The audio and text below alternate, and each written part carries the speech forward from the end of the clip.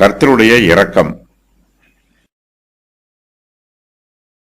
எங்கள் கை உயர்ந்ததென்றும் கர்த்தர் இதையெல்லாம் செய்யவில்லை என்றும் அவர்களுடைய பகைஞர் தப்பெண்ணம் கொண்டு சொல்லுவார்கள் என்று நான் சத்துருவின் குரோதத்திற்கு அஞ்சாதிருந்தேனானால் நான் அவர்களை மூலைக்கு மூலை சிதற அடித்து மனிதருக்குள் அவர்களுடைய பெயர் அற்றுப்போக பண்ணுவேன் என்று சொல்லியிருப்பேன்.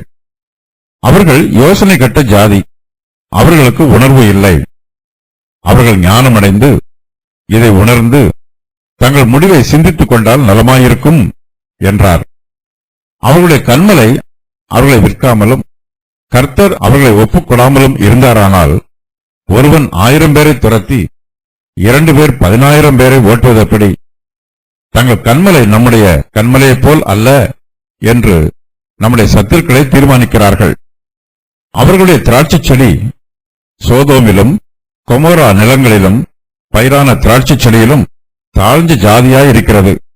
அவைகளின் பழங்கள் பித்தும் அவைகளின் கொலைகள் கசப்புமாயிருக்கிறது.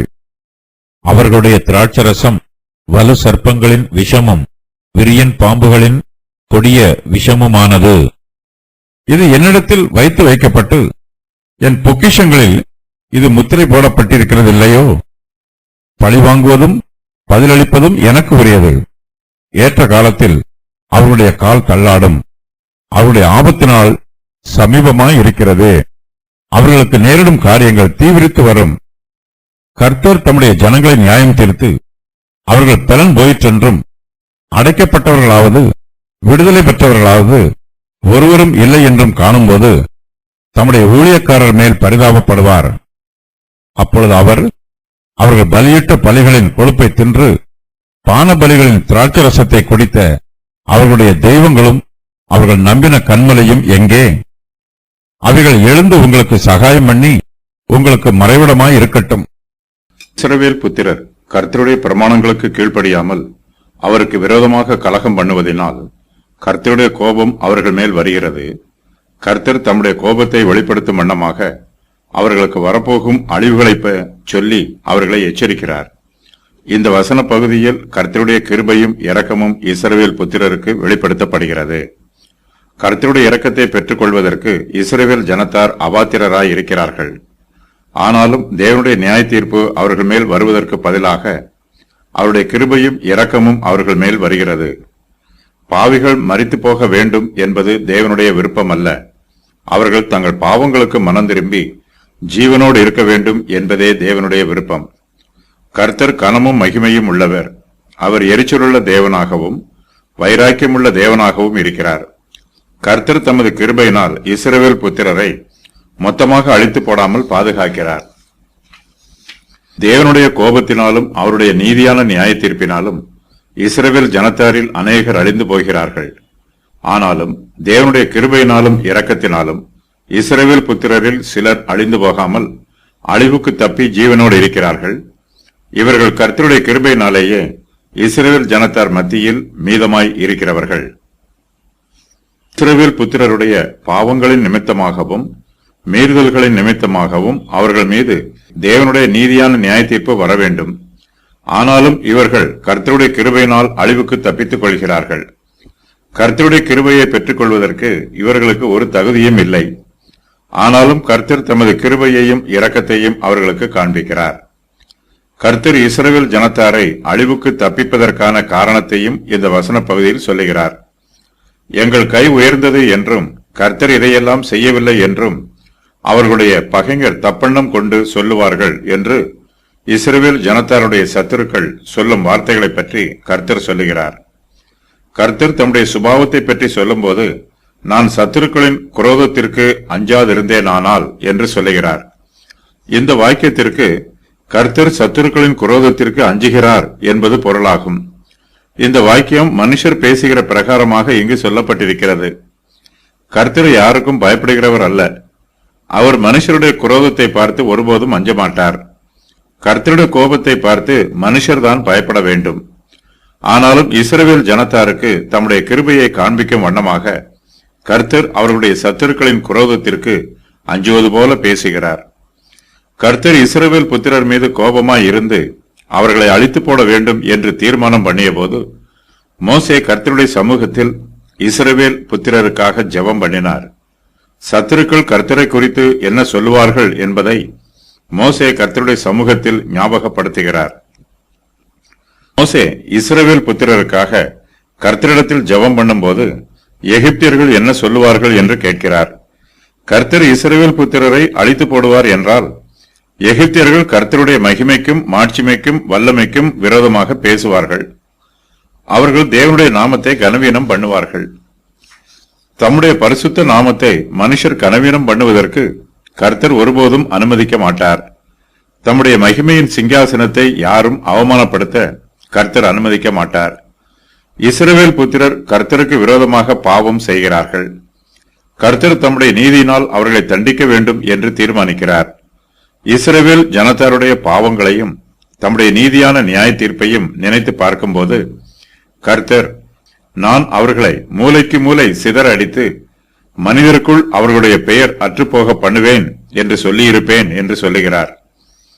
நான் சத்துருவின் குரோதத்திற்கு அஞ்சாதிருந்தேனானால் என்று கர்த்தர் சொல்லுகிறார். கர்த்தர் சத்துருவின் கோபத்துக்கு அஞ்சுவாரா? நிச்சயமாக அஞ்ச மாட்டார்.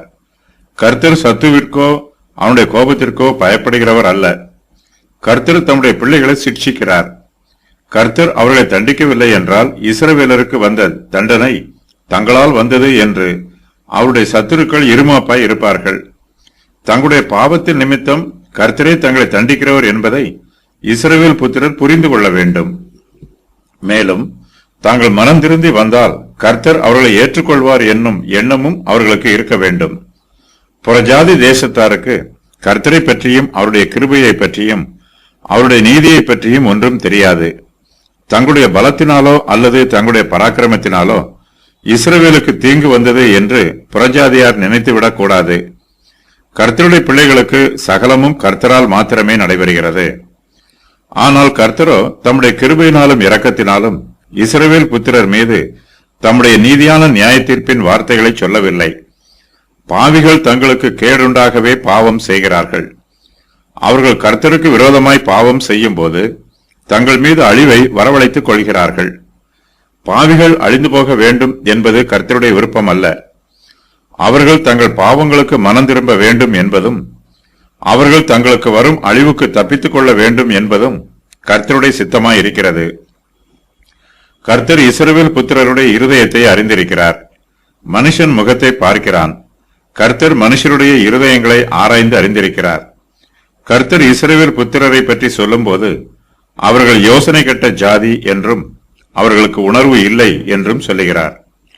இஸ்ரவேல் புத்திரருக்கு ஞானமும் அறிவும் இருக்கிறது. அவர்கள் இந்த ஞானத்தை பயன்படுத்தி பிற்கால விளைவுகளை யோசித்து பார்க்க வேண்டும். தற்காலத்து பாவம் பிற்காலத்து அழிவு என்பதை அவர்கள் உணர வேண்டும். அவர்கள் கர்த்தருக்கு கீழ்ப்படிந்தால் அவர்களுக்கு தோல்வி இல்லை. ஒருவன் 1000 பேரை துரத்தி 2 பேர் 10,000 பேரை ஓட்டுவான். ஆனால் இஸ்ரவேலருடைய நிலைமை இப்போது தலைகீழாக இருக்கிறது. ஒரு விரோதி 1000 இஸ்ரவேலரை துரத்துகிறான். 2 விரோதிகள் 10,000 இஸ்ரவேலரை ஓட்டுகிறான். இஸ்ரவேலரின் பாவத்தின் நிமித்தமாக இந்த பலவீனமும் தோல்வியும் வந்திருக்கிறது. இஸ்ரவேல் புத்திரர் கர்த்தருக்கு விரோதமாக பாவம் செய்து அழிவின் பாதையிலே போய்க் கொண்டிருக்கிறார்கள். அவர்கள் தொடர்ந்து பாவம் செய்தால் அவர்கள் நிச்சயமாகவே அழிந்து போவார்கள். பாவத்தின் சம்பளம் மரணம். இஸ்ரவேல் ஜனத்தார் தங்களுக்கு வரப்போகும் அழிவுக்கு தப்பித்துக் கொள்ள வேண்டும் என்றால் அவர்கள் தங்களுடைய பாவங்களுக்கு மனம் திரும்பி கர்த்தரிடத்தில் திரும்பி வர வேண்டும். இஸ்ரவேல் புத்திரர் தங்கள் பாவங்களுக்கு மனம் திரும்பி கர்த்தரிடத்தில் திரும்புவதற்கு விருப்பமுள்ளவர்களாய் இருப்பார்கள் என்றால் கர்த்தரும் இந்த விஷயத்தில் அவர்களுக்கு உதவி செய்ய ஆயத்தமாய் இருக்கிறார். இஸ்ரவேல் ஜனத்தார் கர்த்தருக்கு விரோதமாக பாவம் செய்யும் போது தங்களுக்கு அழிவு வரப்போகிறது என்பதையும் மனிதர் மத்தியிலே தாங்கள் முற்றிலுமாய் அழிந்து போவோம் என்பதையும் அவர்கள் சிந்தித்து பார்க்க வேண்டும். தங்களுடைய பமித்தமாக தங்களுக்கு வருங்காலத்தில் வரப்போகும் அழிவை நினைத்து இஸ்ரவேல் ஜனத்தார் மனம் திரும்ப வேண்டும். இஸ்ரவேல் ஜனத்தார் தமக்கு விரோதமாக பாவம் செய்யும் போது அவர்கள் அழிந்து போவார்கள் என்று கர்த்தர் மோசையின் மூலமாக அவர்களை பல சமயங்களில் எச்சரித்திருக்கிறார். கர்த்தர் ஏற்கனவே சொன்ன எச்சரிப்பின் வார்த்தைகள் இப்போது இஸ்ரவேல் ஜனத்தாருக்கு மறுபடியுமாய் சொல்லப்படுகிறது. இஸ்ரவேல் புத்திரர் யோசனை கட்ட ஜாதியாக இருந்தாலும் அவர்களுக்கு உணர்வு இல்லாமல் போனாலும் அவர்கள் ஞானமடைய வேண்டும் என்றும், தம்முடைய நீதியான நியாய தீர்ப்பை குறித்து அவர்கள் உணர்வடைய வேண்டும் என்றும் கர்த்தர் விரும்புகிறார்.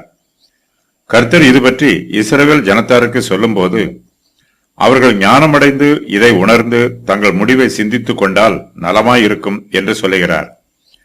கர்த்தர் இதுவரையிலும் இஸ்ரவேல் ஜனத்தாருக்கு அநேக நன்மைகளை செய்திருக்கிறார். அவர்கள் மத்தியிலே மிகப்பெரிய அற்புதங்களையும் அடையாளங்களையும் அதிசயங்களையும் நடப்பித்து கர்த்தர் தமது நாமத்தை மகிமைப்படுத்தி இருக்கிறார். இஸ்ரவேல் ஜனத்தார் கர்த்தர் தங்கள் மத்தியிலே செய்த பெரிய காரியங்களையெல்லாம் நினைத்து பார்க்க வேண்டும். ஆனால் அவர்களோ கர்த்தர் தங்களுக்கு செய்த அற்புதங்களையும் அடையாளங்களையும் நினைத்து பார்க்காமல் அவர்கள் கர்த்தரை விட்டு விலகி அந்நிய தெய்வங்களை சோரமார்க்கமாய் பின்பற்றி போகிறார்கள். ஆகையினால் கர்த்தர் தம்முடைய நீதியினால் இஸ்ரவேல் ஜனத்தாரை முற்றிலுமாய் அழித்து போட வேண்டும் என்று தீர்மானித்திருக்கிறார். கர்த்தர் இஸ்ரவேல் ஜனத்தாருக்கு இது பற்றி சொல்லும்போது, அவர்களுடைய கன்மலை அவர்களை விற்காமலும் கர்த்தர் அவர்களை ஒப்புக்கொடாமலும் இருந்தாரானால், ஒருவன் 1000 பேரை துரத்தி 2 பேர் 10,000 பேரை ஓட்டுவது எப்படி? தங்கள் கன்மலை நம்முடைய கன்மலையைப் போல் அல்ல என்று நம்முடைய சத்துருக்களை தீர்மானிக்கிறார்கள் என்று சொல்லுகிறார். இஸ்ரவேல் புத்திரர் தங்களுடைய சத்துருக்களின் கைகளில் தோற்று போவதற்கு கர்த்தர் அனுமதிக்கிறார். சிறையிருப்புக்கு செல்லவும் அவர்களை அனுப்பி விடுகிறார். இஸ்ரவேல் புத்திரர் சத்துருக்களுக்கு விரோதமாக யுத்தம் பண்ணும்போது இஸ்ரவேலர்கள் அவர்களை ஜெயிக்க வேண்டும்.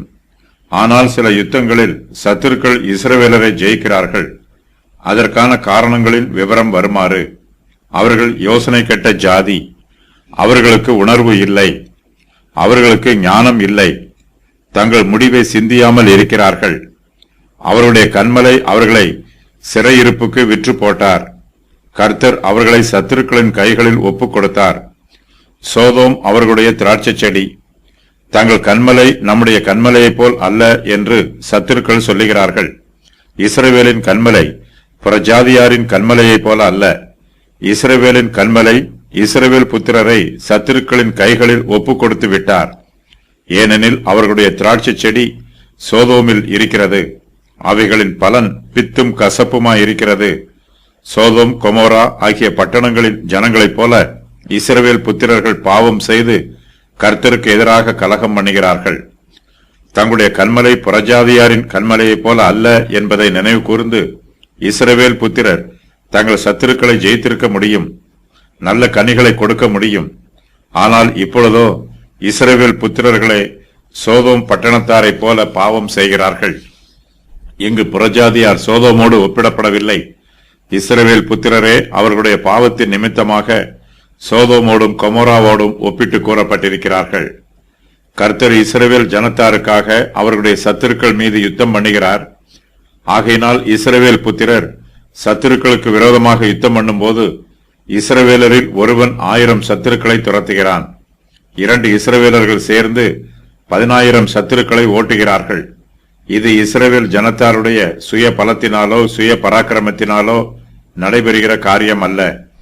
கர்த்தருடைய சர்வ வல்லமையினாலேயே இஸ்ரவேல் புத்திரர் தங்கள் சத்துருக்களை துரத்துகிறார்கள். கர்த்தர் பெரியவர், அவர் புறஜாதி தேவர்களை விடவும் பெரியவர். கர்த்தர் இஸ்ரவேல் புத்திரருக்காக அவருடைய சத்துருக்கள் மீது யுத்தம் பண்ணுகிறார். யுத்தம் கர்த்தருடையது. கர்த்தர் இஸ்ரவேல் புத்திரரோடு கூட இருக்கிறார். அவர்களோ கலகம் பண்ணி அவருடைய பரிசுத்த ஆவியை விசனப்படுத்தினார்கள். அதனால் அவர் அவர்களுக்கு சத்துருவாய் மாறி அவரே அவர்களுக்கு விரோதமாய் யுத்தம் பண்ணினார். ஆகிலும் அவர் பூர்வ நாட்களையும் மோசேயையும் தம்முடைய ஜனத்தையும் நினைவு கூர்ந்தார். ஆனாலும் அவர்களையும் தமது மந்தையின் மேய்ப்பனையும் சமுத்திரத்தில் இருந்து ஏற பண்ணினவர் இப்பொழுது எங்கே? கர்த்தர் தம்முடைய ஜனங்களை மீட்டு அவர்களை அவர்களுடைய தேசத்தில் பாதுகாப்பாக அழைத்து கொண்டு வந்து குடியேற்றினார். அங்கே அவர்களை ஆசீர்வதித்தார். ஆனால் அவர்களோ கர்த்தர் தங்களுக்கு செய்த நன்மைகளை மறந்து விட்டார்கள். கர்த்தர் தங்களுக்கு காண்பித்த இரக்கங்களையும் திரளான தயவுகளையும் நினைக்கவில்லை. அவர்கள் கர்த்தருக்கு விரோதமாக கலகம் பண்ணி அவருடைய பரிசுத்த ஆவியை விசனப்படுத்தினார்கள். இஸ்ரவேல் ஜனங்கள் கர்த்தருக்கு விரோதமாக கலகம் பண்ணினார்கள். கர்த்தரோடு பண்ணிய உடன்படிக்கையை முறித்து போட்டார்கள். கர்த்தருக்கு விரோதமாய் தங்கள் புயத்தை உயர்த்தினார்கள். அவர்கள் கர்த்தரை விசுவாசிக்கவில்லை. கர்த்தருக்கு விரோதமாய் முறுமுறுத்தார்கள். கர்த்தருடைய பிள்ளைகள் கர்த்தருக்கு விரோதமாக கலகம் பண்ணிய போது கர்த்தருடைய பரிசுத்த ஆவியானவருக்கு விசனமாயிற்று. கர்த்தர் தம்முடைய நீதியினால் இஸ்ரவேல் ஜனத்திற்கு இதுவரையிலும் கொடுத்து வந்த தம்முடைய தெய்வீக பாதுகாப்பை விலக்கிக் கொண்டார். கர்த்தர் இதுவரையிலும் அவர்களுக்கு சிநேகிதராகவும் சகாயராகவும் இரட்சகராகவும் இருந்தார். ஆனால் இப்போதோ அவர்கள் தமக்கு விரோதமாய் கலகம் பண்ணியது நிமித்தமாய் கர்த்தர் அவர்களுக்கு சத்துருவாய் மாறினார். கர்த்தரே இஸ்ரவேல் ஜனங்களுக்கு விரோதமாய் யுத்தம் பண்ணினார். இஸ்ரவேலின் சத்துருக்களுக்கு விரோதமாய் இதுவரையிலும் யுத்தம் பண்ணின கர்த்தர் இப்போது இஸ்ரவேலருக்கு விரோதமாய் யுத்தம் பண்ணுகிறார். இஸ்ரவேல் ஜனத்தார் மீது தேவனுடைய நீதியான நியாய தீர்ப்பு ஒவ்வொன்றாய் வருகிறது. அவர்கள் வனாந்திரத்தில் பிரயாணம் பண்ணிய போதும் அதன் பின்பு அவர்கள் கானான் தேசத்தில் குடியேறிய போதும் தேவனுடைய நியாய தீர்ப்பு அவர்கள் மீது தொடர்ந்து வந்தது. இஸ்ரவேல் ஜனத்தாரின் பாவங்களின் நிமித்தமாய் கர்த்தர் அவர்களுக்கு சத்துருவானார். நம்முடைய பாவம் கர்த்தரை நமக்கு சத்துருவாக்கும். கர்த்தர் தம்முடைய சுபாவத்தின் பிரகாரம் நம் மீது அன்பாகவும் இரக்கமாகவும் தயவாகவும் இருக்கிறார். நம்முடைய பாவங்களோ கர்த்தரை நம் மீது கோபப்பட வைத்து விடுகிறது. பாவிகள் தங்கள் சொந்த பாவங்களினால் கர்த்தருடைய சிநேகத்தை இழந்து விடுகிறார்கள். இஸ்ரவேல் ஜனத்தார் பாபிலோன் தேசத்து சிறையிருப்பில் இருந்தபோது அவர்களுடைய விக்கிரக ஆராதனையின் நிமித்தமாயும் மற்ற பாவங்களின் நிமித்தமாயும் கர்த்தருடைய கோபம் அவர்கள் மேல் வந்தது. கர்த்தர் அவர்களுக்கு சத்துருவாய் மாறினார். அவர்களுக்கு விரோதமாய் யுத்தம் பண்ணினார். கர்த்தர் தம்முடைய ஜனத்தின் மீது எப்போதும் கோபப்படுகிறவர் அல்ல. இஸ்ரவேல் ஜனத்தார் பாவம் செய்தபோது கர்த்தர் தம்முடைய நீதியின் நிமித்தமாய் அவர்கள் மீது கோபப்பட்டாலும் தம்முடைய இரக்கங்களின்படியும் தம்முடைய திரளான தயவுகளின்படியும் இஸ்ரவேல் வம்சத்திற்கு நன்மை செய்ய விரும்புகிறார். கர்த்தர் பூர்வ நாட்களையும் மோசேயையும் தம்முடைய ஜனத்தையும் நினைவு கூர்ந்தார். இந்த வாக்கியத்திற்கு வேத பண்டிதர்கள் இரண்டு விதமாக வியாக்கியானம் சொல்லுகிறார்கள். அவையாவன, இந்த வாக்கியம் கர்த்தருடைய ஜனத்தை குறிப்பிடுகிறது, இந்த வாக்கியம் கர்த்தரை குறிப்பிடுகிறது. கர்த்தர் பூர்வ நாட்களை நினைவு கூறுகிறார். கர்த்தர் தங்களுடைய முற்பிதாக்களுக்கு செய்த அதிசயங்களும் அற்புதங்களும் இப்பொழுது ஏன் நடைபெறவில்லை என்று இஸ்ரவேல் ஜனத்தார் ஆச்சரியப்படுகிறார்கள். எகிப்தின் அடிமைத்தனத்திலிருந்து தங்களை விடுதலை பண்ணின கர்த்தர் எங்கே என்று ஏக்கத்தோடு கேட்கிறார்கள். எகிப்திலிருந்து தங்கள் முற்பிதாக்களை விடுதலை பண்ணின கர்த்தரால் இப்போது பாபிலோன் தேசத்திலிருந்து தங்களை ஏன் விடுதலை பண்ண முடியாமல் போயிற்று என்றும் கேட்கிறார்கள். எலியாவின் தேவன் எங்கே என்றும் தங்கள் முற்பிதாக்களின் தேவனாகிய கர்த்தர் எங்கே என்றும் கேட்கிறார்கள். ஆனாலும் அவர்களையும் தமது மந்தையின் மேய்ப்பனையும் சமுத்திரத்திலிருந்து ஏற பண்ணினவர் இப்பொழுது எங்கே? ஏசாயா 63:11. இஸ்ரவேல் ஜனத்தாரின் முற்பிதாக்களும் கர்த்தருக்கு விரோதமாய் கலகம் பண்ணினார்கள். அவர்களும் கர்த்தருடைய பரிசுத்த ஆவியை விசனப்படுத்தினார்கள். கர்த்தருக்கு கோபத்தை உண்டு பண்ணினார்கள். ஆனாலும் கர்த்தர் அவர்களுடைய பாவங்களை மன்னித்தார். அவர்களுக்கு இரக்கம் காண்பித்தார். அவர்களை கானான் தேசத்திற்கு வழிநடத்தி சென்று அந்த தேசத்திலே அவர்களை குடியேற்றினார். இஸ்ரவேல் ஜனத்தாரின் முற்பிதாக்கள் கர்த்தருக்கு விரோதமான கலகக்காரர்களாக இருந்தாலும் அவர்கள் கர்த்தரிடத்திலிருந்து மன்னிப்பையும் தயவையும் கிருபையையும் இரக்கத்தையும் பெற்றுக்கொண்டார்கள். அவர்களுக்கு இரக்கம் காண்பித்த கர்த்தர் இப்போது தங்களுக்கு ஏன் இரக்கம் காண்பிக்கவில்லை என்று பாபிலோன் தேசத்து சிறையிருப்பில் இருக்கிற யூதர்கள் சந்தேகத்தோடு கேள்வி கேட்கிறார்கள். தங்களுடைய கேள்வியை கர்த்தரிடத்தில் ஜெபம் பண்ணுகிற வார்த்தைகளாகவும் பயன்படுத்துகிறார்கள். எகிப்தின் அடிமைத்தனத்திலிருந்து தம்முடைய ஜனத்தை விடுதலை பண்ணின கர்த்தர் இப்போது பாபிலோன் தேசத்து சிறையிருப்பிலிருந்து தங்களையும் விடுதலை பண்ண வேண்டும் என்று இஸ்ரவேல் ஜனத்தார் கர்த்தரிடத்தில் விண்ணப்பம் பண்ணுகிறார்கள். எழும்பு, எழும்பு, பெலன்கொள், கர்த்தரின் புயமே, முந்தின நாட்களிலும் பூர்வ தலைமுறைகளிலும் எழும்பினபடி எழும்பு. ராகாபை துண்டித்ததும் வலு சர்ப்பத்தை வதைத்ததும் நீதான் அல்லவோ? மகா ஆழத்தின் தண்ணீர்களாகிய சமுத்திரத்தை வற்றி போக பண்ணினதும் மீட்கப்பட்டவர்கள் கடந்து போக கடலின் பட்டணங்களை வழியாக்கினதும் நீதான் அல்லவோ? ஏசாயா 51:9-10. ஆகிலும் அவர் பூர்வ நாட்களையும் மோசேயையும் தம்முடைய ஜனத்தையும் நினைவு கூர்ந்தார். ஆனாலும் அவர்களையும் தமது மந்தையின் மேய்ப்பனையும் சமுத்திரத்திலிருந்து ஏற பண்ணினவர் இப்பொழுது எங்கே? ஏசாயா 63:11. கர்த்தர் இந்த வாக்கியத்தை தமக்குத்தாமே நினைத்து பார்த்து தம்மிடத்தில் இந்த கேள்வியை கேட்டுக் கொள்வதாகவும் வேத பண்டிதர்கள் விளக்கம் சொல்லுகிறார்கள். கர்த்தர் பூர்வ நாட்களை நினைத்து பார்க்கிறார். தாம் ஆபிரகாமோடு செய்து கொண்ட உடன்படிக்கையையும் நினைத்து பார்க்கிறார். நான் யாக்கோபோடே பண்ணின என் உடன்படிக்கையையும் ஈசாக்கோடை பண்ணின என் உடன்படிக்கையையும் ஆபிரகாமோடை பண்ணின என் உடன்படிக்கையையும் நினைப்பேன், தேசத்தையும் நினைப்பேன். லேவியராகமம் 26:42. இஸ்ரவேல் ஜனத்தாரின் முற்பிதாக்களும் கர்த்தருக்கு விரோதமாய் கலகம் பண்ணினார்கள். அவர்களும் கர்த்தருடைய பரிசுத்த ஆவியை விசனப்படுத்தினார்கள். கர்த்தருடைய கிருபைகளையும் இரக்கங்களையும் தயவுகளையும் பெற்றுக் கொள்வதற்கு அவர்களும் அபாத்திரராய் இருந்தார்கள். ஆனாலும் கர்த்தர் அவர்களுக்கு இரக்கங்களையும் தயவுகளையும் காண்பித்தார். எகிப்து தேசத்தின் அடிமைத்தனத்திலிருந்து அவர்களை விடுதலை பண்ணினார். கர்த்தருடைய கிருபையினால் விடுவிக்கப்பட்ட இஸ்ரவேல் ஜனங்கள் மறுபடியும் கர்த்தருக்கு விரோதமாய் கலகம் பண்ணினார்கள். தங்கள் மீது தாங்களே பிரச்சனைகளை வரவழைத்துக் கொண்டார்கள். கடும் கோபி ஆக்கினைக்கு உள்ளாவான். நீ அவனை தப்புவித்தால் திரும்பவும் தப்பிக்க வேண்டியதாய் வரும். நீதிமொழிகள் 19:19. கர்த்தர் அவர்கள் மீது கோபம் கொண்டு அவர்களை இனிமேல் தப்பிவிக்கப் போவதில்லை என்று சொல்லிவிட்டார். அப்படி இருந்தும் நீங்கள் என்னை விட்டு அந்நிய தேவர்களை சேவித்தீர்கள். ஆகையால் இனி உங்களை ரட்சியேன். நியாயாதிபதிகள் 10:13.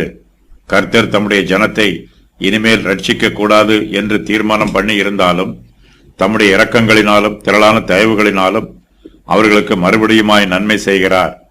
கர்த்தர் அந்த பூர்வ நாட்களை இப்போது நினைத்து பார்க்கிறார்.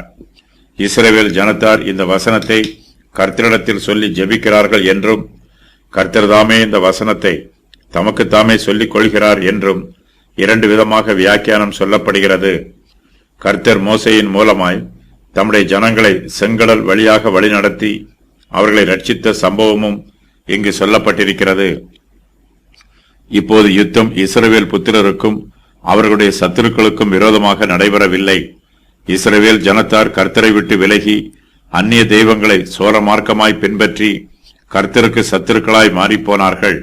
இப்போது யுத்தம் கர்த்தருக்கும் இஸ்ரவேல் புத்திரருக்கும் இடையே நடைபெறுகிறது.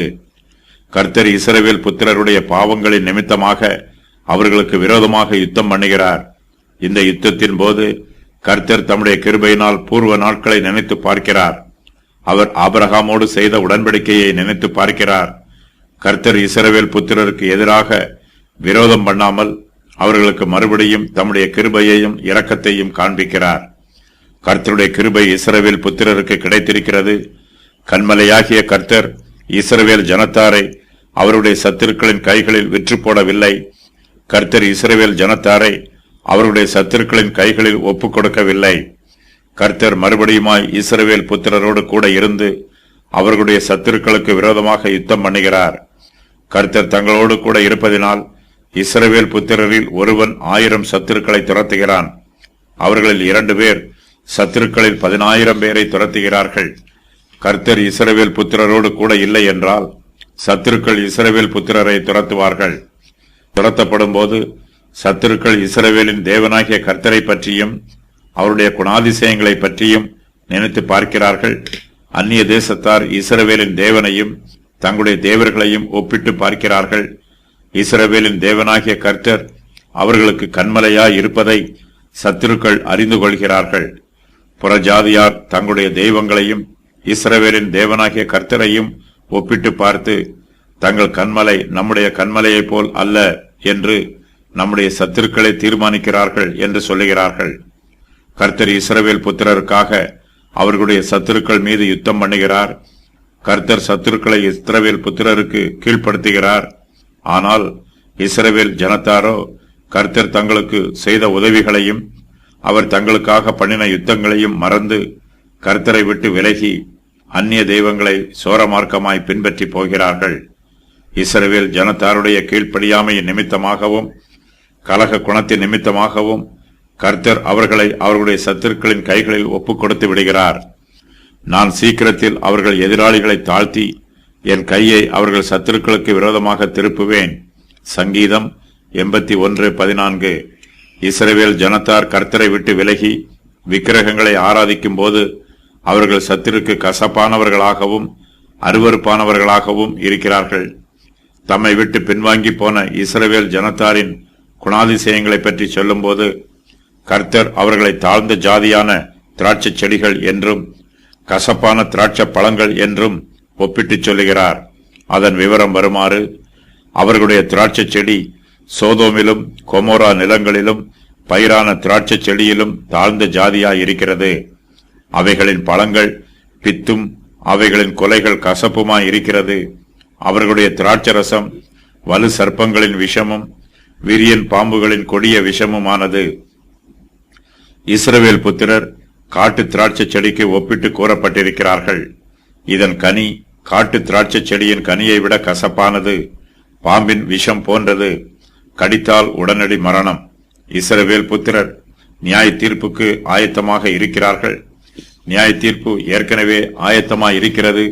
தீர்ப்பு நிறைவேறுவதில் காலதாமதம் ஒன்றும் நேரிடாது. இஸ்ரவேல் புத்திரருடைய பாவங்களின் நிமித்தமாக அவர்களுக்கு அழிவு நியமிக்கப்பட்டிருக்கிறது. ஆனாலும் கர்த்தர் தம்முடைய கிருபையினாலும் இரக்கத்தினாலும் இஸ்ரவேல் புத்திரரை அழிவுக்கு நீங்களாக்கி ரட்சிக்கிறார். அவர்களை ஒடுக்குகிறவர்களின் கைகளில் இருந்தும் துன்பப்படுத்துகிறவர்களின் கைகளில் இருந்தும் விலக்கி மீட்டுக் கொள்கிறார். இது கர்த்தருடைய பெரிதான கிருபை. இஸ்ரவேல் ஜனத்தார் இப்போது தாழ்ந்த ஜாதியான திராட்சை செடியாக இருந்தாலும் அவைகளின் பழங்கள் பித்தும் கொலைகள் கசப்புமாக இருந்தாலும் கர்த்தர் தமது கிருபையினால் அவர்களை மறுபடியுமாய் நினைவு கூர்ந்து அவர்களுக்கு தயவு காண்பிக்கிறார். கர்த்தர் இது பற்றி சொல்லும்போது, இது என்னிடத்தில் வைக்கப்பட்டு என் பொக்கிஷங்களில் இது முத்திரை போடப்பட்டிருக்கிறதில்லையோ?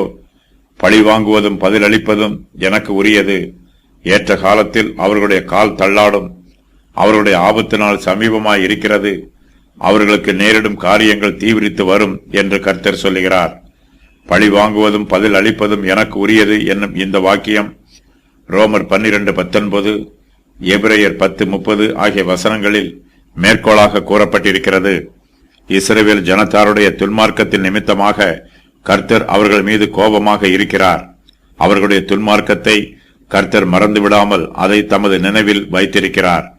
இஸ்ரவேல் புத்திரருடைய மீறுதல்களும் துன்மார்க்கங்களும் கர்த்தரிடத்தில் வைக்கப்பட்டிருக்கிறது. அவை கர்த்தருடைய பொக்கிஷங்களில் முத்திரை போடப்பட்டிருக்கிறது. இஸ்ரவேல் ஜனத்தார் கர்த்தருடைய தீர்க்கதரிசிகளை துன்பப்படுத்தினார்கள். அவர்கள் நீதிமான்களின் இரத்தத்தை சிந்தினார்கள். நீதிமானாகிய ஆபேலின் இரத்தம் முதல் தேவாலயத்துக்கும் பலிபீடத்துக்கும் நடுவிலே நீங்கள் கொலை செய்த பரகியாவின் குமாரனாகிய சகரியாவின் இரத்தம் வரைக்கும் பூமியின் மேல் சிந்தப்பட்ட நீதிமான்களின் இரத்த பழிகள் எல்லாம் உங்கள் மேல் வரும்படியாக இப்படி செய்வீர்கள். மத்தேயு 23:35. இஸ்ரவேல் ஜனத்தார் கர்த்தருடைய தீர்க்கதரிசிகளையும் அவருடைய ஊழியக்காரர்களையும் உபத்திரவப்படுத்தி கொன்று போட்டார்கள். இஸ்ரவேல் ஜனத்தாருடைய பாவங்களின் நிமித்தமாக கர்த்தர் அவர்களை பழி வாங்குவார். பழி வாங்குவதும் பதில் அளிப்பதும் எனக்குரியது என்றும் ஏற்ற காலத்தில் அவர்களுடைய கால் தள்ளாடும் என்றும் அவர்களுடைய ஆபத்து நாள் சமீபமாய் இருக்கிறது என்றும் அவர்களுக்கு நேரிடும் காரியங்கள் தீவிரித்து வரும் என்றும் கர்த்தர் சொல்லுகிறார். துன்மார்க்கருடைய அக்கிரமங்கள் எல்லாவற்றையும் கர்த்தர் தம்முடைய பொக்கிஷங்களில் சேமித்து வைத்து அதற்கு முத்திரை போட்டிருக்கிறார். நம்முடைய பாவங்களை கர்த்தர் நினைத்து பார்க்க மாட்டார் என்றும் அதை உடனே மறந்து விடுவார் என்றும் நினைத்து நாம் துணிகரமாய் பாவம் செய்யக்கூடாது. நம்முடைய பாவங்களின் நிமித்தமாக ஏற்ற காலத்தில் நம்முடைய கால்கள் தள்ளாடும். இஸ்ரவேல் ஜனத்தார் தங்களுடைய பாவங்களின் நிமித்தமாக கர்த்தரை கோபப்படுத்தினார்கள். ஆனாலும் அவர்கள் கர்த்தரோடு ஐக்கியமாக இருந்து கர்த்தருக்கு முன்பாக தங்களை தாழ்த்தி தங்களுடைய துன்பங்களிலும் வேதனைகளிலும் அவர்கள் கர்த்தரை நோக்கி அபயமிட்டதினால் கர்த்தர் தமது கிருபையினால் அவர்களை நோக்கி பார்ப்பார். அவர்களுக்கு உதவி செய்ய முன் வருவார். மோசே கர்த்தருடைய கிருபையையும் இரக்கத்தையும் அவர் தம்முடைய ஊழியக்காரர் மேல் பரிதாபப்படுவதையும் பற்றி சொல்லும்போது, கர்த்தர் தம்முடைய ஜனங்களை நியாயம் தீர்த்து அவர்கள் பலன் போயிற்று என்றும் அடைக்கப்பட்டவர்களாவது விடுதலை பெற்றவர்களாவது ஒருவரும் இல்லை என்றும் காணும்போது தம்முடைய ஊழியக்காரர் மேல் பரிதாபப்படுவார் என்று சொல்லுகிறார். கர்த்தர் கிருபை உள்ளவர், இரக்கம் உள்ளவர். தம்முடைய பிள்ளைகள் தாங்கள் செய்த பாவங்களுக்காக மனம் வருந்தி தம்மிடத்தில் திரும்பி வரும்போது கர்த்தர் அவர்களை தண்டிக்காமல் அவர்கள் மேல் பரிதாபப்படுவார். பாவம் செய்தால் மனந்திருந்த வேண்டும். மனந்திருந்தாமல் பாவம் செய்து கொண்டே போனால் கர்த்தர் பரிதாபப்படுவார் என்று எதிர்பார்க்க கூடாது. கர்த்தர் வாக்கு மாறாதவர், பாவிகளை தண்டிக்கிறவர். பாவம் செய்கிறவர்களை கர்த்தரால் ஆசீர்வதிக்க முடியாது. ஆகையினால் பாவம் செய்கிறவர்கள் காலதாமதம் பண்ணாமல் தங்களுடைய பாவங்களிலிருந்து மனம் திருந்தி கர்த்தருடைய சமூகத்தில் வந்து அவருடைய பாவ மன்னிப்பை பெற்றுக்கொள்ள வேண்டும். அப்பொழுது கர்த்தர் தம்முடைய ஊழியக்காரர் மேல் பரிதாபப்படுவார். அடைக்கப்பட்டவர்களாவது விடுதலை பெற்றவர்களாவது ஒருவரும் இல்லை என்னும் வாக்கியத்திற்கு கர்த்தருடைய பிள்ளைகளை நியாய தீர்ப்பிலிருந்து பாதுகாப்பதற்கு ஒருவரும் இல்லை என்பது பொருளாகும். இஸ்ரவேல் ஜனத்தார் நியாயாதிபதிகளின் காலத்தில் கர்த்தருக்கு விரோதமாக பாவம் செய்தார்கள். கர்த்தருடைய கோபம் அவர்களுக்கு விரோதமாக எழும்பிற்று. கர்த்தர் அவர்களை ஒடுக்குகிறவர்களின் கைகளுக்கும் உபத்திரவப்படுத்துகிறவர்களின் கைகளுக்கும் ஒப்புக் கொடுத்தார். இஸ்ரவேல் ஜனத்தார் தங்கள் பாவங்களுக்கு மனம் திரும்பி கர்த்தரிடத்தில் திரும்பி வந்தபோது கர்த்தர் தம்முடைய கிருபைகளையும் இரக்கங்களையும் அவர்களுக்கு வெளிப்படுத்தினார். சத்துருக்களின் கைகளில் இருந்து இஸ்ரவேல் ஜனத்தாரை மீட்டு ரட்சிப்பதற்காக கர்த்தர் அவர்களை ரட்சிக்கும் நியாயாதிபதிகளை எழுப்பினார்.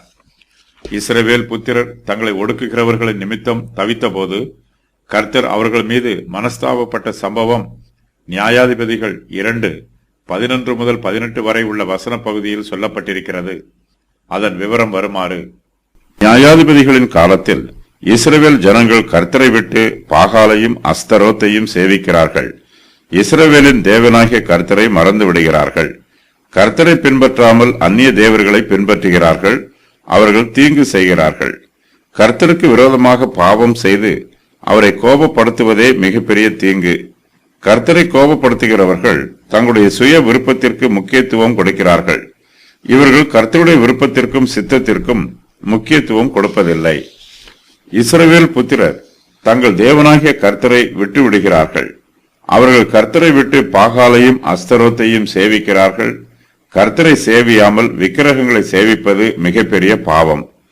இஸ்ரவேல் புத்திரர் கர்த்தரோடு உடன்படிக்கையில் இணைந்திருக்கிறார்கள். ஆனால் கர்த்தரை விட்டு விடுகிறார்கள்.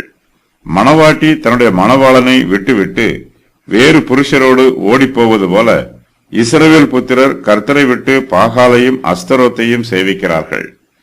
என் ஜனங்கள் 2 தீமைகளை செய்தார்கள். ஜீவ தண்ணீர் ஊற்றாகிய என்னை விட்டுவிட்டார்கள். தண்ணீர் நிற்காத தொட்டிகளாகிய வெடிப்புள்ள தொட்டிகளை தங்களுக்கு வெட்டி கொண்டார்கள். இஸ்ரவேல் புத்திரர் கர்த்தரை சேவியாமல் அவரை விட்டு விலகி போகும்போது நாஸ்திகர்களாக மாறவில்லை. அவர்கள் தேவன் இல்லை என்று சொல்லவில்லை. அவர்கள் கர்த்தரை சேவியாமல் பாகால்களை சேவிக்கிறார்கள். அந்நிய தெய்வங்களை சேவிக்கிறார்கள். இஸ்ரவேலின் தேவனாகிய கர்த்தர் ஒருவரே. ஆனால் இஸ்ரவேல் புத்திரரோ தங்களுக்கு ஏராளமான அந்நிய தெய்வங்களை உண்டு பண்ணுகிறார்கள். விக்கிரகங்களின் எண்ணிக்கையை பெருக்குகிறார்கள். பாகால் என்னும் பெயருக்கு தெய்வங்கள் என்று பொருள். அஸ்தரோத் என்னும் பெயருக்கு ஆசீர்வதிக்கப்பட்டவர்கள் என்று பொருள். இரண்டுமே பன்மை பொருளில் பயன்படுத்தப்பட்டிருக்கிறது. இஸ்ரவேல் புத்திரர் கர்த்தரின் பார்வைக்கு பொல்லாப்பானதை செய்கிறார்கள். ஒன்றாகிய மெய்தேவனாகிய கர்த்தரை விட்டு விடுகிறார்கள். கர்த்தருக்கு பதிலாக தங்களுக்கு ஏராளமான தெய்வங்களை உண்டு பண்ணுகிறார்கள். இஸ்ரவேலின் தேவனாகிய கர்த்தரே அவர்களுடைய முற்பிதாக்களை எகிப்து தேசத்திலிருந்து புறப்பட பண்ணினவர். கர்த்தரே அவர்களை கானான் தேசத்திற்கு அழைத்து கொண்டு வந்தவர். ஆனால் இஸ்ரவேல் புத்திரரோ தங்களுடைய தேவனாகிய கர்த்தரை விட்டு தங்களை சுற்றிலும் இருக்கிற ஜனங்களுடைய தேவர்களாகிய அந்நிய தேவர்களை பின்பற்றி போய் அவர்களை பணிந்து கொண்டு கர்த்தருக்கு கோபம் மூட்டுகிறார்கள். கர்த்தர் இஸ்ரவேலின் மேல் கோபம் மூண்டவராய் இருக்கிறார். அவர்களை தண்டிக்கிறார். அவர்கள் அப்புறம் தங்கள் சத்துருக்களுக்கு முன்பாக நிற்க முடியவில்லை. கர்த்தர் அவர்களை கொள்ளையிடுகிற கொள்ளைக்காரர் கையில் ஒப்புக் கொடுக்கிறார். அவர்களை சுற்றிலும் இருக்கிற அவர்கள் பகைஞரின் கையிலே விற்று போடுகிறார். கர்த்தர் இஸ்ரவேல் புத்திரரை ஆசீர்வதித்தார். அவர்களுக்கு கானான் தேசத்தை சுதந்திரமாக கொடுத்தார். அவர்கள் கால் மிதிக்கிற தேசமெல்லாம் அவர்களுக்கு சொந்தமாகும் என்று வாக்கு பண்ணினார். கர்த்தர் அவருடைய சத்துருக்களோடு அவர்களுக்காக யுத்தம் பண்ணினார். இஸ்ரவேல் புத்திரரும் கர்த்தருடைய கிருபையினால் கானானியரை துரத்தினார்கள். ஆனால் இப்போதோ கர்த்தர் இஸ்ரவேல் புத்திரர் மீது கோபமாய் இருக்கிறார். அவர்கள் புறப்பட்டு போகிற இடமெல்லாம் கர்த்தருடைய கை அவர்களுக்கு விரோதமாக தீமைக்கென்றே இருக்கிறது. அவர்கள் மிகவும் நெருக்கப்படுகிறார்கள். கர்த்தர் இஸ்ரவேல் புத்திரரை காரணமில்லாமல் தண்டிக்கவில்லை. கர்த்தர் நீதியும் நியாயமும் உள்ளவர். கர்த்தருடைய நியாயத்தீர்ப்பு நீதியானது. கர்த்தர் ஏற்கனவே இஸ்ரவேல் புத்திரருக்கு சொல்லியபடியும் அவர்களுக்கு ஆணையிட்டிருந்தபடியும் அவர்களை தண்டிக்கிறார். இஸ்ரவேல் ஜனத்தார் கர்த்தரை விட்டு விலகி போகிறார்கள். பாகால்களையும் அஸ்தரோத்தையும் சேவிக்கிறார்கள். சத்துருக்களுக்கு விரோதமாக யுத்தம் பண்ணுகிறார்கள். ஆனால் இந்த யுத்தத்திலே இஸ்ரவேல் புத்திரருக்கு ஜெயம் கிடைக்கவில்லை. ஜெயம் கர்த்தரால் மாத்திரமே வரும். கர்த்தர் இஸ்ரவேல் புத்திரர் மீது கோபமாய் இருக்கிறார். கர்த்தர் இஸ்ரவேல் புத்திரருக்கு ஜெயத்தை கட்டளையிடாமல் அவருடைய சத்துருக்களுக்கு ஜெயத்தை கட்டளையிடுகிறார். புறஜாதி ஜனங்கள் கர்த்தரை அறியாதவர்கள், அவர்கள் கர்த்தரை சேவியாதவர்கள். ஆனாலும் கர்த்தர் அவர்களுக்கு யுத்தத்திலே ஜெயத்தை கொடுக்கிறார். இஸ்ரவேல் புத்திரரோ கர்த்தரை அறிந்திருக்கிறவர்கள். ஆனால் அவர்கள் இப்போது கர்த்தரை விட்டு விலகி போனவர்கள். தம்மை விட்டு விலகி போன இஸ்ரவேல் ஜனங்களுக்கு யுத்தத்திலே ஜெயத்தை கொடுப்பதற்கு பதிலாக தம்மை அறியாத அந்நிய ஜாதியாருக்கு ஜெயத்தை கொடுப்பது கர்த்தருடைய சித்தமாய் இருக்கிறது. இப்போது இஸ்ரவேல் புத்திரர் புறப்பட்டு போகிற இடமெல்லாம் கர்த்தருடைய கை தீமைக்கென்றே அவர்களுக்கு விரோதமாய் இருக்கிறது. துரத்தப்பட்ட கானானியர் இப்போது இஸ்ரவேல் புத்திரரை துரத்துகிறார்கள். யுத்தத்திலே தோற்றுப்போன கானானியர் இப்போது ஜெயிக்கிறார்கள். கர்த்தருடைய கிருபையும் இரக்கமும் பாதுகாப்பும் பராமரிப்பும் இஸ்ரவேல் புத்திரருக்கு கிடைக்கவில்லை. இதுவே இஸ்ரவேல் புத்திரருடைய தோல்விக்கும் கானானியருடைய ஜெயத்திற்கும் அடிப்படை காரணம். கர்த்தர் கிருபையும் இரக்கமும் உள்ளவர். அவருடைய கிருபைக்கு அளவே இல்லை. இஸ்ரவேல் புத்திரர் மிகவும் நெருக்கப்பட்ட போது கர்த்தர் அவர்களுக்காக மனஸ்தாபப்படுகிறார். அவர்களுடைய நெருக்கத்திற்கும் பாடுகளுக்கும் அவர்களுடைய பாவங்களும் அக்கிரமங்களுமே காரணம். அவர்கள் தங்களுடைய மதியீனத்தினால் தங்களுக்கு தாங்களே கேடு வரவழைத்துக் கொள்கிறார்கள். இஸ்ரவேல் புத்திரர் அதிகமாய் நெருக்கப்படும் போது கர்த்தர் தம்முடைய கிருபையினாலும் இரக்கத்தினாலும் அவர்களை ரட்சிக்கிறார்.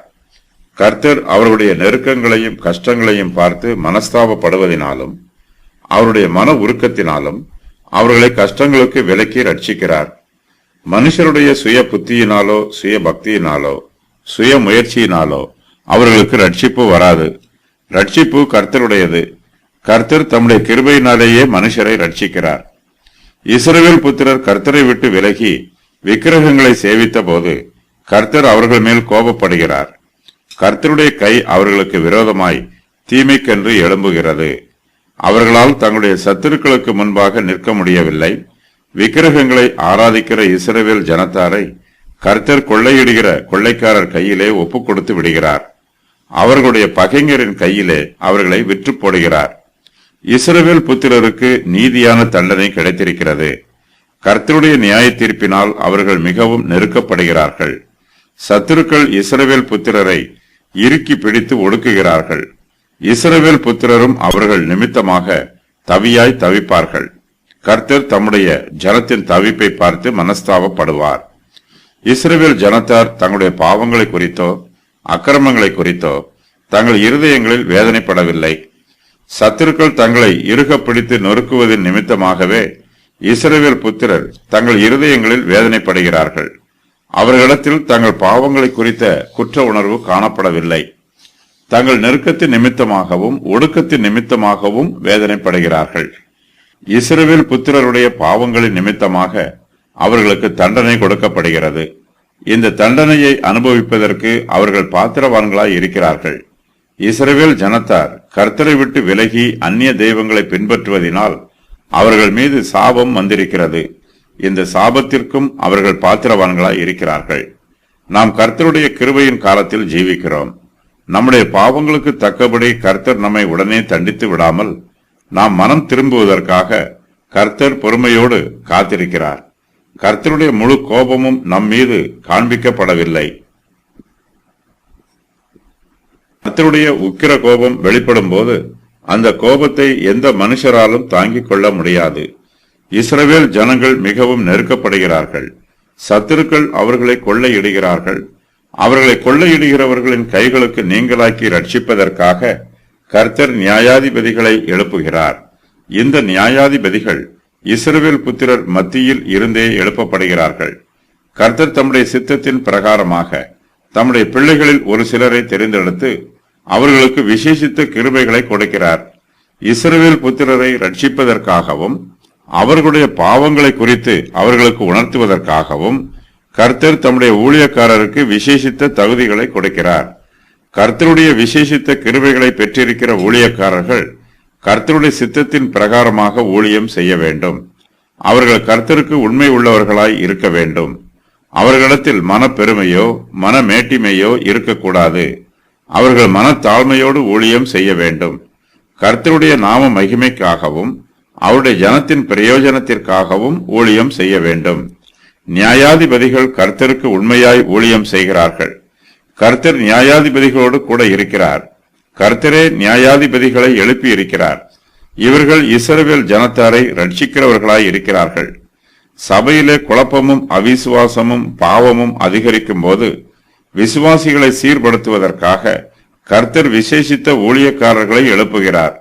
விசுவாசிகளுக்கு ஏராளமான பிரச்சனைகள் இருக்கும்போது கர்த்தருடைய ஊழியக்காரர்கள் விசுவாசிகளின் பிரச்சனைகள் நீங்குவதற்கு ஆவிக்குரிய ஆலோசனைகளை சொல்லுகிறார்கள்.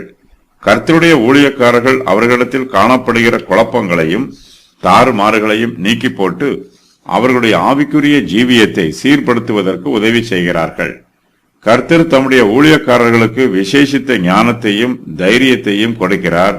அவர்களுடைய இருதயம் கர்த்தருடைய இருதயத்திற்கு ஏற்ற இருதயமாய் இருக்கும். அவர்கள் முழு இருதயத்தோடு கர்த்தருக்கு ஊழியம் செய்வார்கள். கர்த்தருடைய சித்தத்தையும் திட்டத்தையும் நிறைவேற்றுவார்கள்.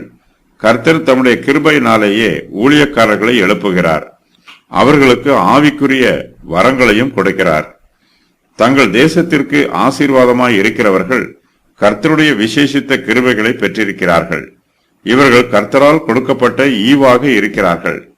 கர்த்தர் நியாயாதிபதிகளை எழும்ப பண்ணுகிறார். அவர்கள் இஸ்ரவேல் ஜனத்தாரை கொள்ளையிடுகிறவர்களின் கைக்கு நீங்களாக்கி ரட்சிக்கிறார்கள். இஸ்ரவேல் ஜனத்தாரை நியாயம் விசாரிக்கிறார்கள். அவர்களுக்கு கர்த்தருடைய வார்த்தைகளை போதிக்கிறார்கள். ஆவிக்குரிய சத்தியங்களை உபதேசம் பண்ணுகிறார்கள். ஆனாலும் இஸ்ரவேல் ஜனத்தார் தங்கள் நியாயாதிபதிகளின் சொல்லை கேளாமல் அந்நிய தேவர்களை பின்பற்றி சோரம் போய் அவைகளை பணிந்து கொள்கிறார்கள். தங்கள் பிதாக்கள் கர்த்தரின் கற்பனைகளுக்கு கீழ்ப்படிந்து நடந்த வழியை அவர்கள் சீக்கிரமாய் விட்டு விலகி அவர்கள் செய்தபடி செய்யாமல் போகிறார்கள். கர்த்தருக்கு விரோதமாக கலகம் பண்ணுகிறார்கள். தங்களை ரட்சித்த கர்த்தரை மறந்து விடுகிறார்கள். இஸ்ரவேலின் தேவனாகிய கர்த்தர் இஸ்ரவேல் ஜனத்தாரோடு உடன்படிக்கை பண்ணியிருக்கிறார். இது புருஷனுக்கும் மணவாட்டிக்கும் இடையே ஏற்படுத்தப்பட்டிருக்கிற விவாக உடன்படிக்கையைப் போல பரிசுத்தமானது. ஆனால் இஸ்ரவேல் ஜனத்தாரோ கர்த்தருக்கு உண்மை உள்ளவர்களாய் இல்லை. அவர்கள் உடன்படிக்கையை மீறுகிறார்கள். கர்த்தரை மறந்துவிட்டு அந்நிய தேவர்களை பின்பற்றி சோரம் போகிறார்கள். அவர்கள் விக்கிரகங்களை ஆராதித்து ஆவிக்குரிய வேசித்தனம் பண்ணுகிறார்கள். இஸ்ரவேல் புத்திரரின் முற்பிதாக்கள் கர்த்தருடைய கற்பனைக்கு கீழ்ப்படிந்து அவருடைய அடிச்சூடுகளை பின்பற்றி கர்த்தருக்கு பிரியமான வழியில் நடந்தார்கள். ஆனால் இஸ்ரவேல் புத்திரரோ தங்கள் முற்பிதாக்கள் நடந்த பரிசுத்தமான வழியை விட்டு சீக்கிரமாய் விலகி போய் விடுகிறார்கள். தங்களுடைய முற்பிதாக்கள் செய்தபடி அவர்கள் கர்த்தருடைய கற்பனைகளுக்கு கீழ்ப்படிந்து நடக்கவில்லை. இஸ்ரவேல் ஜனத்தார் கர்த்தரை ஆராதியாமல் அந்நிய தெய்வங்களை ஆராதிக்கிறார்கள். தங்களுக்கு ஏராளமான விக்கிரகங்களை உண்டு பண்ணுகிறார்கள். வினோதமான விக்கிரக ஆராதனைகளை கண்டுபிடிக்கிறார்கள். கர்த்தருடைய பிரமாணத்திற்கு கீழ்ப்படியாமல் கர்த்தருடைய கற்பனையை மீறுகிறார்கள். இதனால் கர்த்தருடைய கோபம் அவர்கள் மேல் வருகிறது. கர்த்தர் அவர்களை சத்துருக்கள் கையிலும் அவர்களை கொள்ளையிடுகிறவர்கள் கையிலும் ஒப்புக் கொடுத்து விடுகிறார். அவருடைய பகைஞரின் கையிலே விற்று போடுகிறார். இஸ்ரவேல் ஜனத்தார் மிகவும் நெருக்கப்படுகிறார்கள். இஸ்ரவேல் புத்திரர் தங்களுடைய வேதனைகளையும் நெருக்கத்தையும் தாங்கிக் கொள்ள முடியாமல் கர்த்தரிடத்தில் முறையிடுகிறார்கள். கர்த்தர் அவர்களுடைய தவிப்பை பார்த்து அவர்கள் மேல் மனஸ்தாபப்படுகிறார். அவர்களை கொள்ளையிடுகிறவர்களின் கைக்கு நீங்களாக்கி ரட்சிப்பதற்காக கர்த்தர் நியாயாதிபதிகளை எழும்ப பண்ணுகிறார். கர்த்தர் நியாயாதிபதியோட கூட இருந்து அந்த நியாயாதிபதியின் நாட்களில் எல்லாம் அவர்கள் சத்துருக்களின் கைக்கு அவர்களை நீங்களாக்கி ரட்சித்து வருகிறார். இஸ்ரவேல் ஜனத்தார் தங்களை இறுக பிடித்து ஒடுக்குகிறவர்களின் நிமித்தம் தவிக்கிறார்கள். கர்த்தர் அவர்களுடைய தவிப்பை பார்த்து மனஸ்தாபப்படுவார். கர்த்தர் இஸ்ரவேல் புத்திரருக்கு நன்மை செய்கிறார். அவர்களுடைய தவிப்புகளிலிருந்தும் வேதனைகளிலிருந்தும் அவர்களை ரட்சிக்கிறார். அந்நிய தேவர்களை தங்கள் நடுவில் இருந்து விலக்கிவிட்டு கர்த்தருக்கு ஆராதனை செய்தார்கள். அப்பொழுது அவர் இஸ்ரவேலின் வருத்தத்தை பார்த்து மனதுருகினார். நியாயாதிபதிகள் 10:16. இஸ்ரவேல் புத்திரர் கர்த்தரிடத்தில் தங்களுடைய பாவங்களை அறிக்கை செய்வதோடு நின்றுவிடவில்லை. அவர்கள் அந்நிய தேவர்களை தங்கள் நடுவில் இருந்து விலக்கி விடுகிறார்கள். அவர்கள் இதுவரையிலும் இந்த தேவர்களை சேவித்தார்கள். இப்போதோ அவர்கள் அந்நிய தேவர்களை விலக்கிவிட்டு கர்த்தருக்கு ஆராதனை செய்கிறார்கள். அவர்கள் மனந்திரும்புதலுக்கு ஏற்ற கனிகளை கொடுக்கிறார்கள். இதுவே மெய்யான மனந்திரும்புதல். அவர்கள் தங்களுடைய பாவங்களுக்காகவும் மனந்திரும்புகிறார்கள், தங்களுடைய பாவங்களில் இருந்தும் மனந்திரும்புகிறார்கள். கர்த்தர் இஸ்ரவேல் புத்திரரின் இருதயத்தை பார்க்கிறார், அவர்களுடைய மனமாற்றத்தை கண்ணோக்கி பார்க்கிறார். கர்த்தர் இஸ்ரவேலின் வருத்தத்தை பார்த்து மனதுருகுகிறார். அவர்கள் மீது தம்முடைய கிருபையையும் இரக்கத்தையும் மறுபடியும் காண்பிக்கிறார். கர்த்தர் இஸ்ரவேல் புத்திரரோடு உடன்படிக்கை பண்ணி இருக்கிறார். இஸ்ரவேல் ஜனத்தார் தங்களுடைய பாவங்களுக்கு மனந்திரும்பி தங்களுடைய பாவங்களை விட்டு விலகி தம்மிடத்தில் மறுபடியும் வந்து சேர்வதை பார்க்கும்போது கர்த்தர் அவர்களை சந்தோஷமாய் ஏற்றுக்கொள்கிறார். ஒரு தகப்பன் தன்னுடைய பிள்ளைகளுக்கு இறங்குவது போல கர்த்தர் இஸ்ரவேல் புத்திரருக்கு இறங்குகிறார். அவர்களுடைய வருத்தத்தை பார்த்து மனதுருகுகிறார், அவர்களுக்கு இரக்கம் காண்பிக்கிறார். நம்முடைய பிதாவாகிய தேவன் ஜோதிகளின் பிதாவாகவும் இரக்கங்களின் பிதாவாகவும் இருக்கிறார். அம்மோன் புத்திரர் இஸ்ரவேல் புத்திரரை எல்லாம் நெருக்கி ஒடுக்கிக் கொண்டிருக்கிறார்கள். கர்த்தர் தம்முடைய ஜனத்தை அம்மோன் புத்திரரின் கையில் இருந்து ரட்சிப்பதற்கு கிரியை செய்கிறார். கர்த்தர் இதற்கு முன்பு நான் உங்களை ரட்சியேன் என்று சொன்னார். ஆனால் இப்போதோ அவர் இஸ்ரவேல் புத்திரரை ரட்சிப்பதற்கு ஆவன செய்கிறார். கர்த்தர் இஸ்ரவேல் புத்திரரை ரட்சிக்க மறுத்தபோது அவர்கள் கர்த்தரை விட்டு அந்நிய தேவர்களை சேவித்தார்கள். இப்போதோ அவர்கள் தங்கள் பாவங்களுக்கு மனம் திரும்பி இருக்கிறார்கள். அந்நிய தேவர்களை தங்கள் நடுவிலிருந்து விலக்கிவிட்டு கர்த்தருக்கு ஆராதனை செய்கிறார்கள். அவர்கள் தங்கள் பாவங்களுக்கு மனம் திரும்பி இருக்கிறார்கள். அவர்களுடைய இருதயங்கள் புதுப்பிக்கப்பட்டிருக்கிறது. இஸ்ரவேல் புத்திரர் இப்போது புதிய மனுஷராயிருக்கிறார்கள். கர்த்தர் இப்போது அவர்களை அம்மோன் புத்திரரின் கைக்கு நீங்களாக்கி ரட்சிக்க வேண்டும் என்று சித்தம் கொண்டிருக்கிறார். அம்மோன் புத்திரரோ இஸ்ரவேல் புத்திரரை நெருக்கி ஒடுக்குகிறார்கள். அவர்கள் தங்களுக்கு கேடுண்டாகவே கர்த்தருடைய ஜனத்திற்கு தீங்கு செய்கிறார்கள். அம்மோன் புத்திரர் கூட்டம் கூடி இஸ்ரவேல் புத்திரருக்கு விரோதமாக கீலேயாத்திலே பாளையம் இறங்கி இருக்கிறார்கள். அம்மோன் புத்திரர் ஒரே பாளையமாக கூட்டம் கூடியிருப்பது அவர்கள் மொத்தமாய் அழிந்து போவதற்கு ஏதுவாய் இருக்கிறது. கர்த்தர் விக்கிரக தெய்வங்களை அவமானப்படுத்தும் வண்ணமாக இஸ்ரவேல் ஜனத்தார் மீது பரிதாபப்பட்டு அவர்களுக்கு நன்மைகளை செய்கிறார். அவர்களுடைய தெய்வங்களும் அவர்கள் நம்பின கன்மலையும் எங்கே என்னும் வாக்கியத்திற்கு அவர்களுடைய விக்கிரக தெய்வங்கள் எங்கே என்பது பொருளாகும். அவர்கள் பலியிட்ட பலிகளின் கொழுப்பை தின்று என்று கர்த்தர் சொல்லுகிறார். இஸ்ரவேல் புத்திரர் அந்நிய தெய்வங்களுக்கு பலியிட்டு அவர்களை நம்பினார்கள். அந்த தெய்வங்களே அவர்களை ரட்சிக்கும் என்று கர்த்தர் இந்த வாக்கியத்தை ஏளனமாக பயன்படுத்துகிறார்.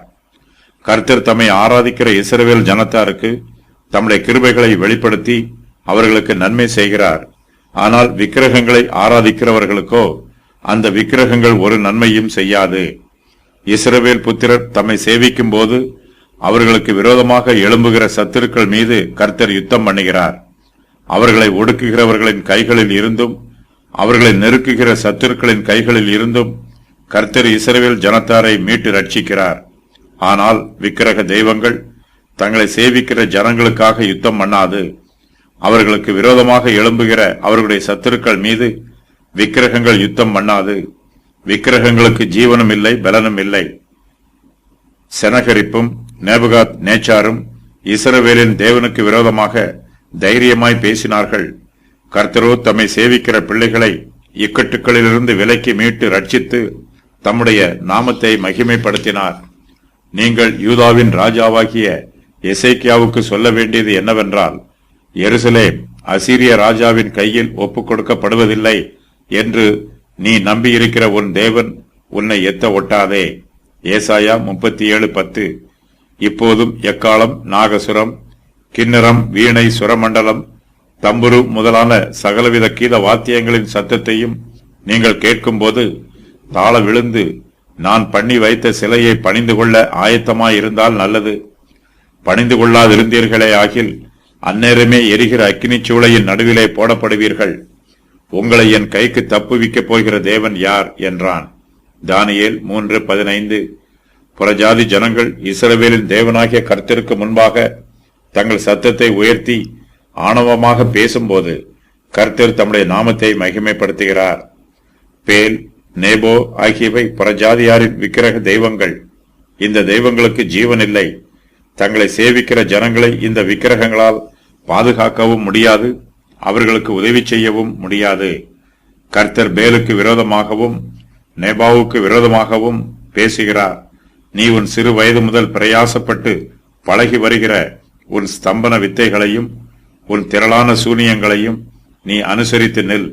அவைகளால் உனக்கு பிரயோஜனம் உண்டோ, பலன் உண்டோ பார்ப்போம். உன் திரளான யோசைகளினால் நீ இழைத்து போனாய். இப்பொழுதும் ஜோசியரும் நட்சத்திரம் பார்க்கிறவர்களும் அமாவாசை கணிக்கிறவர்களும் எழும்பி உனக்கு நேரிடுகிறவைகளுக்கு உன்னை விலக்கி ரட்சிக்கட்டும். ஏசாயா 47:12-13. தங்களை ஆராதிக்கிற ஜனங்களுக்கு விக்கிரகங்களால் உதவி செய்ய முடியாது. விக்கிரகங்களால் தங்களுக்கு தாங்களே உதவி செய்து கொள்ளவும் முடியாது.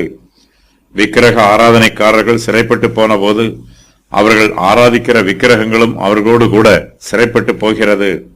அவைகளால் தங்களுக்கு தாங்களே உதவி செய்து தங்களுடைய சிறை இருப்பிலிருந்து தங்களை மீட்டுக் கொள்ள முடியவில்லை. பேல் பணியும் நேபோ குனியும். அவைகளின் விக்கிரகங்கள் காட்டு மிருகங்களுக்கும் நாட்டு மிருகங்களுக்கும் சுமையாகும். நீங்கள் சுமந்த சுமைகள் இளைத்து போன மிருகங்களுக்கு பாரமாயிருக்கும். அவைகள் ஏகமாய் குனிந்து பணியும். சுமைகளை அவைகள் தப்புவிக்க மாட்டாது. அவைகள் தாமே சிறைப்பட்டு போகும். ஏசாயா 46:1-2.